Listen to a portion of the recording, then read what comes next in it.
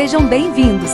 Fique agora com o programa Espiritismo em Nossas Vidas com Wagner Ideale, sempre com temas que estão ligados ao nosso dia a dia. Olá pessoal, sejam todos bem-vindos ao nosso programa Espiritismo em Nossas Vidas. E hoje nós vamos ter uma outra reflexão. Como eu disse no programa anterior, nós estamos estudando outros livros para continuar aquele trabalho de comentar o conteúdo de livros espíritas. Então, nós estamos fazendo algumas palestras aqui no nosso programa em alguns assuntos interessantes.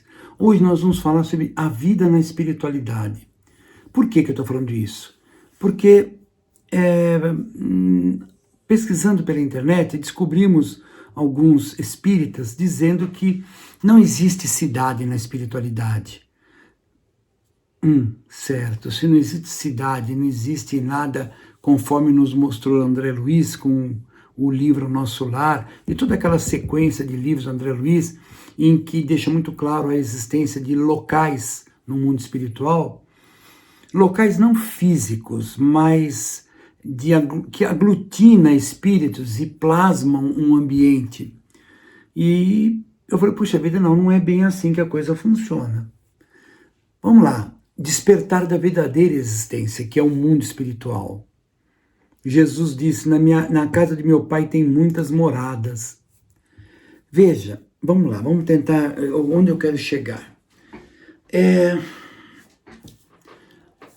O mundo físico, ele é uma experiência importante para nós. Nós estamos encarnados, estamos vivenciando uma série de situações, de aprendizados, nós cometemos falhas, corrigimos, às vezes não, nós temos pensamentos, nós temos conversação, tudo isso vai gerando conhecimento, vai gerando informações para o espírito, perfeito.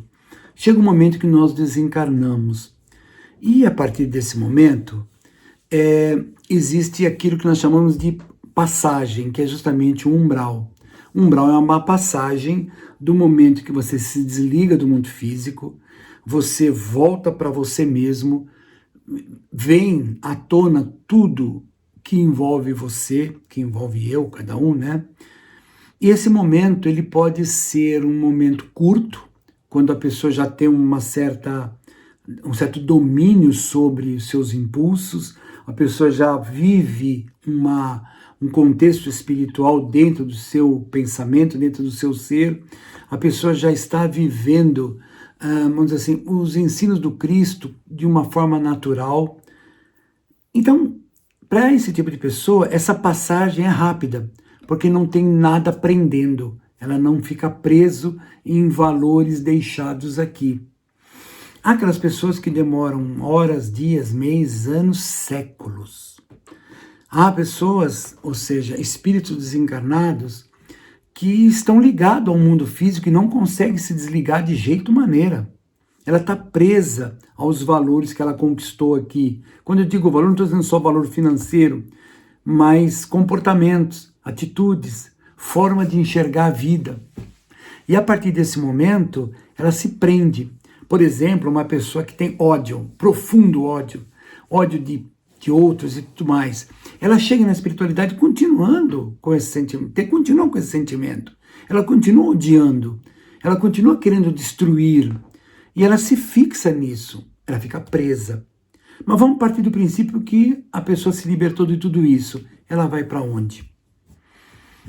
Ela vai para um local compatível com o seu entendimento, compatível com a sua evolução. Esse local pode ser um local muito parecido com o mundo físico aqui, porque é disso que ele consegue se envolver, mas pode ser que ele vá para um contexto espiritual tão elevado, mas tão elevado, que foge totalmente ao nosso conceito de espaço e tempo, de altura, largura e comprimento, foge totalmente. Tem um livro do André Luiz, que o espírito, aparece uma entidade lá de alta envergadura e dá uma palestra lá no Nosso Lar. E ao final, André Luiz vai conversar com essa entidade. A entidade fala um monte de coisa bonita, um monte de coisa importante, e fala, poxa, me diz uma coisa, como é do local e na espiritualidade que você vem? Como é lá? É igual aqui? O espírito fala, não, não é igual aqui, é muito diferente. Caramba, então como é que é lá? O espírito diz, eu não tenho como explicar para você. Não tem como, eu não tenho base para poder te passar. Mais ou menos assim, você querer explicar cálculo diferencial integral, esses cálculos matemáticos complexos, para uma criança que está no primeiro ano do ensino fundamental, ela está aprendendo soma, subtração, coisas assim. Como é que você vai explicar isso? Não tem como, não tem base, não tem argumentos, não há condições. É parecido isso. Então, ou seja, por que eu estou falando isso? Porque há contextos espirituais muito mais elevados que fogem totalmente à nossa realidade. Nós vamos para lá? Não. Por quê? Porque não está ligado à nossa realidade.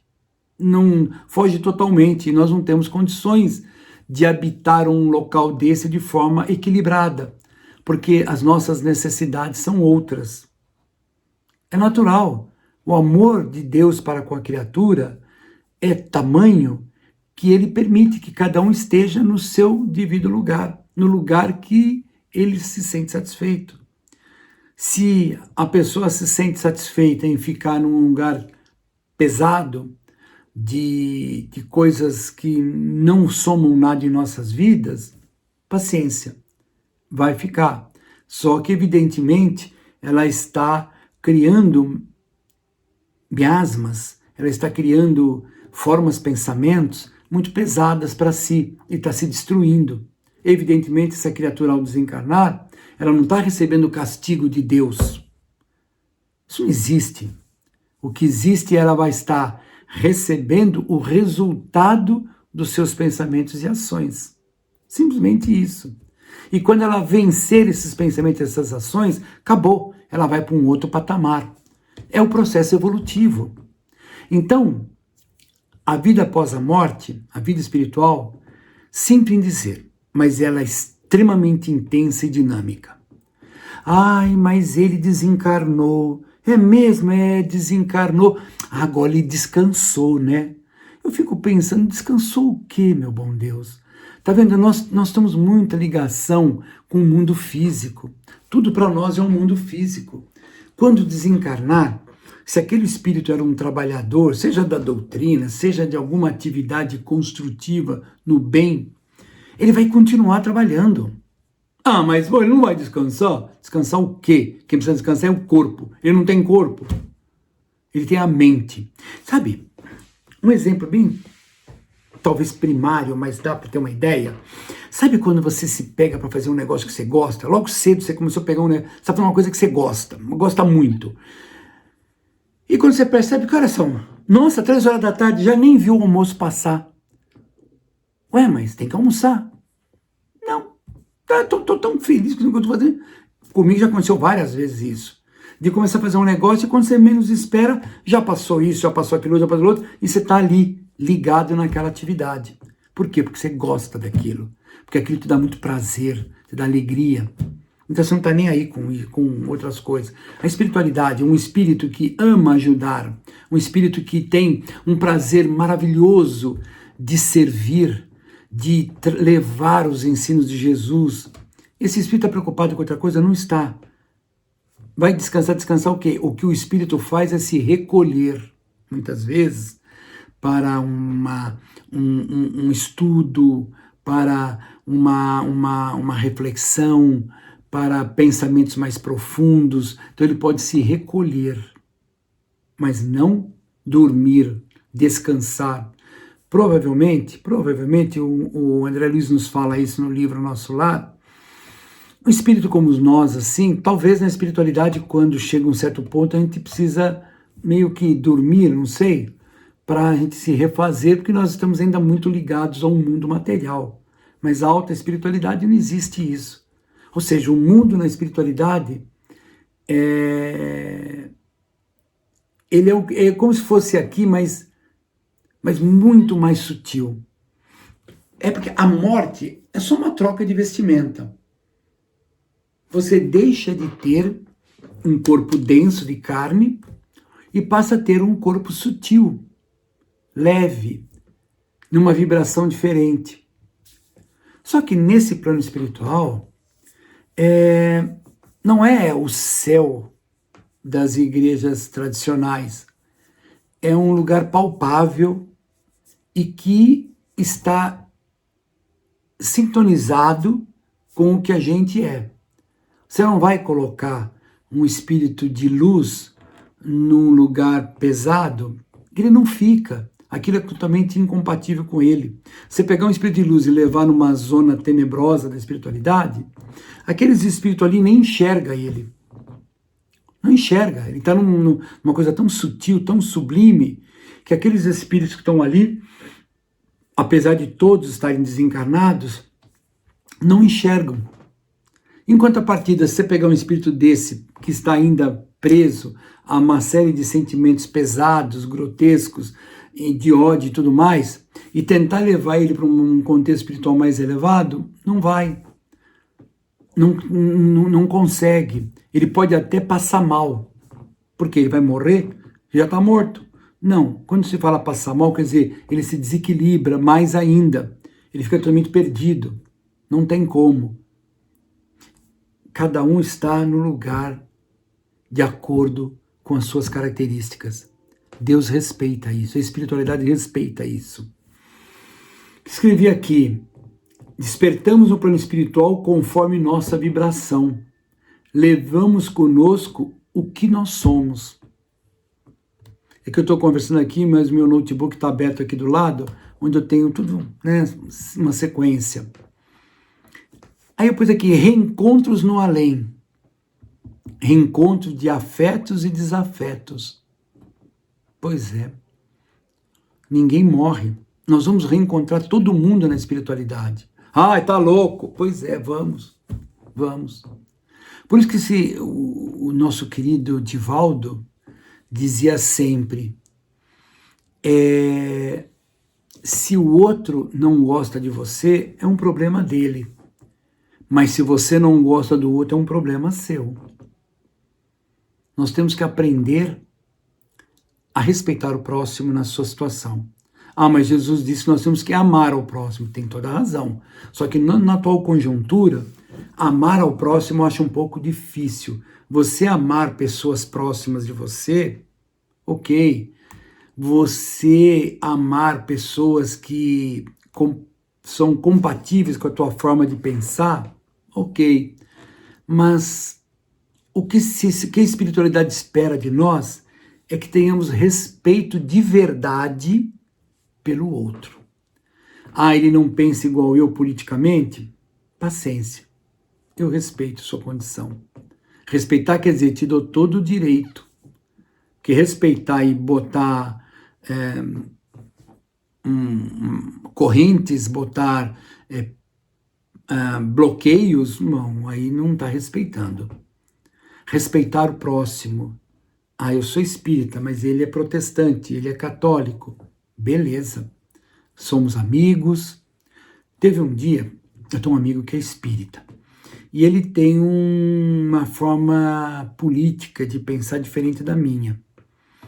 E num dia, numa discussão que nós estávamos tendo, chegou um momento que eu falei: para, meu querido, eu sou teu amigo, somos amigos, lecionamos juntos, mas nós temos uma ideia de política que não bate. Eu tenho uma visão, você tem outra. Então vamos fazer assim? Não vamos conversar sobre política. Vamos conversar sobre espiritismo, sobre profissão, sobre tudo aquilo que quiser conversar. Mas de política não. Porque você tem uma opinião, eu tenho outra. Eu respeito a tua opinião e quero que você respeite a minha. Isso é um ponto importantíssimo. Se as pessoas respeitassem umas às outras, não tinha guerras, não tinha conflitos, não tinha gente na rua matando a outra para roubar um par de tênis. Ora, o Dudu, uma vez, numa entrevista, o entrevistador falou para ele: então, existe demônio? O Dudu falou: precisa esse demônio? Você sai na rua e tem pessoas matando a outra para roubar um telefone celular. Precisa mais que isso? Ou seja, nós somos os verdadeiros demônios. Então a doutrina espírita não aceita a ideia de um ser jogado para escanteio pela espiritualidade maior. Não. São espíritos igual nós que estão agindo de forma muito, muito, muito equivocada. Pois é. E o contexto das esferas espirituais? As colônias de luz, as colônias de regeneração. Existem, quando a gente fala em colônias, dá uma ideia para muita gente que essas colônias são igual uma cidadezinha do interior, bonitinha, arrumadinha, limpinha, e onde estão os espíritos ali com cânticos celestes. Ai, meu Deus! Infelizmente, ou felizmente, não é bem assim. Quando se fala em colônias, nós estamos falando em cidades com milhões de espíritos. Então, colônias que têm um objetivo na espiritualidade, e outras, e outras, e outras. Nosso lar é um exemplo de uma colônia que fica incrustada na cidade do Rio de Janeiro, e ela tem um trabalho de recuperar espíritos do umbral. Então, eles percebem que tem um espírito que está começando a acordar, porque ele desencarnou, então ele entra naquele contexto que a sua mente está presa em tudo aquilo que ele viveu de brutalidade, de ódio, de vingança, um monte de coisa. E está preso ali. E na medida em que eles percebem que começa a mudar, eles correm para poder retirar aquela pessoa dali, levar para tratamentos, aquela coisa toda. Então quer dizer que tem hospital na espiritualidade? É o que mais tem. Nessas colônias espirituais que estão muito próximas à crosta da Terra. Tem espíritos de alta envergadura lá dentro. E as colônias que vão subindo. E sem contar, pessoal, as cidades espirituais em outros planetas. Porque há planetas, universo, até hoje, os números de corpos celestes não cabem em nenhuma calculadora, nem nenhum melhor computador do mundo. Não cabe. São bilhões de bilhões e bilhões e bilhões e bilhões e bilhões e bilhões de corpos celestes. A ponto de dizer que o universo é infinito. A gente não sabe se ele é finito ou infinito. Nós não sabemos. Pois bem, então existem planetas mais inferiores que o nosso, com seres inferiores, igual ao nosso, superior, muito superior. Existem planetas que não têm vida física, só têm vida espiritual, porque o planeta não comporta. Imagine, por exemplo, Saturno. Saturno é formado de gases e mais gases. Mas se você conseguisse ficar no solo de Saturno, o céu seria uma das coisas mais lindas do mundo, né? Tem aquele anel e um monte de satélites.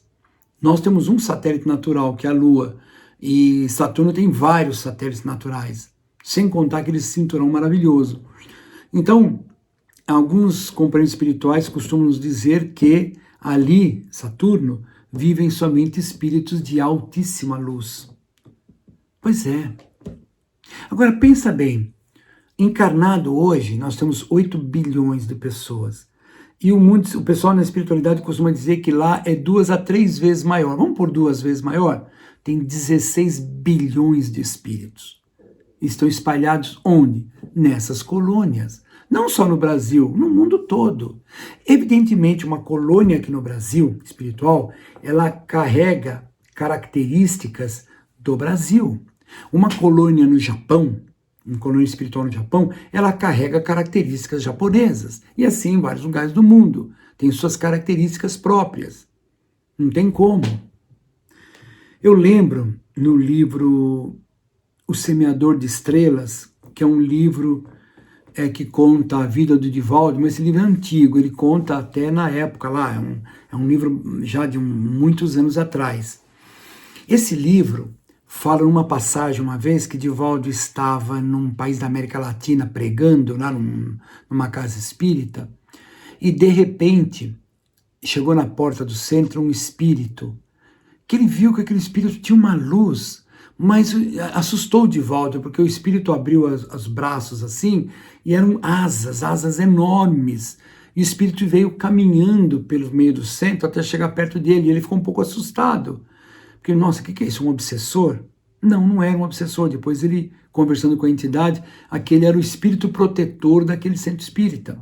Só que ele se paramentava igual os maias, os astecas da América Central.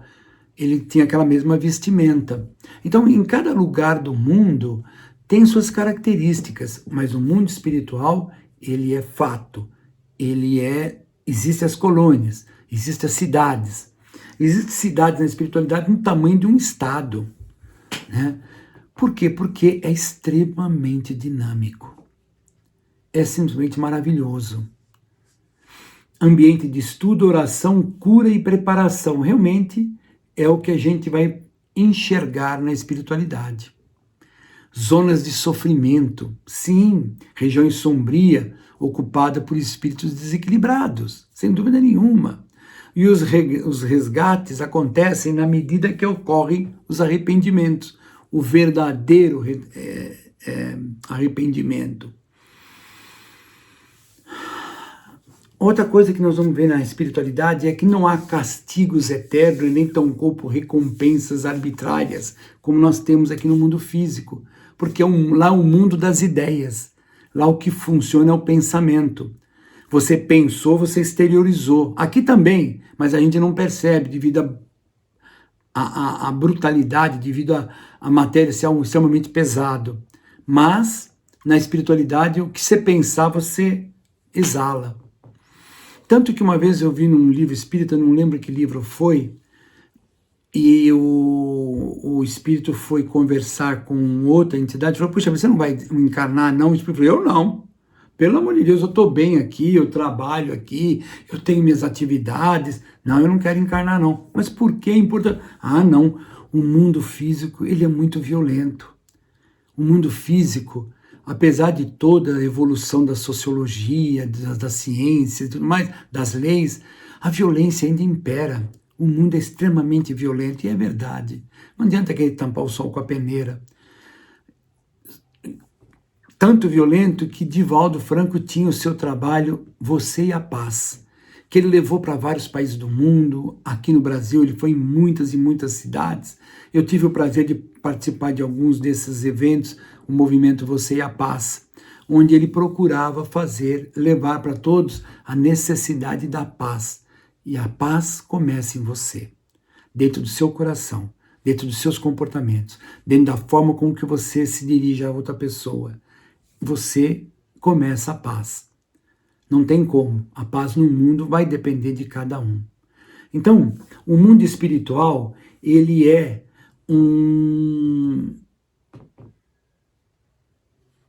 uma recompensa ou uma advertência para aquele que desencarna. Pois é. O Espiritismo nos ensina a viver com consciência. Construímos hoje a paz ou o sofrimento de amanhã. Amor e caridade são os caminhos para a luz. O fechamento das minhas anotaçõezinhas aqui.